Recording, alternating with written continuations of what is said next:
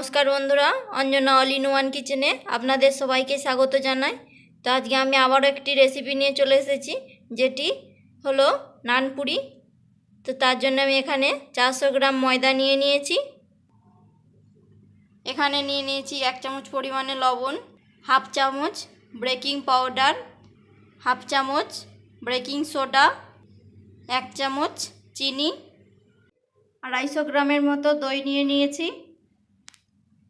তো এবার আমি এই সবগুলিকে দিয়ে ময়দার সঙ্গে মিশিয়ে নেব ভালো করে।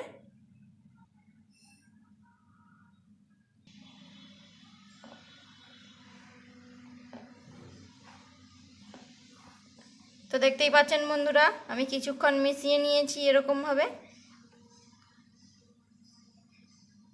মিশ্রণটি যেন ভালোভাবে করা হয়, না হলে কিন্তু নান পুরিটি ঠিক ভালোভাবে হবে না। এবার আমি এই দইটি মিশিয়ে দেব।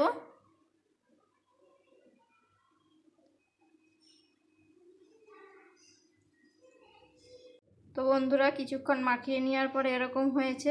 তো তার জন্য আমি এখানে একদম উষ্ণ গরম জল নিয়ে নিয়েছি, দিয়ে অল্প অল্প দিয়ে মাখিয়ে নেব। তো বন্ধুরা, আমি একদম উষ্ণ গরম জল দিয়ে ভালো করে ময়দার ডো তৈরি করে নিয়েছি, অল্প অল্প করে দিয়ে। দেখতেই পাচ্ছেন একদম নরম করে মাখিয়ে নিয়েছি। তার ডোটিকে আমি 30 মিনিটের মতো এবার ঢেকে রেখে দেব। তো বন্ধুরা, 30 মিনিট ময়দার ডোটিকে ঢেকে রাখার পরে এবার আমি এগুলিকে নানপুরি তৈরি করে নেব। প্রথমেই ছোট ছোট করে ময়দার ডো বানিয়ে নিতে হবে। তো বন্ধুরা, আমি এরকমভাবে ডো করে নিয়েছি। এবার এটিকে আমি ভালো করে বেলে নেব। তো বন্ধুরা, আমি এখানে তেলটিকে ভালো করে গরম করে নেব। তো দেখুন বন্ধুরা, কিছুক্ষণ পরে তেলটি গরম হয়ে গেছে। এবার আমি বেলাল নান পুরিটাকে এবার আমি কোণার মধ্যে তুলে দেব।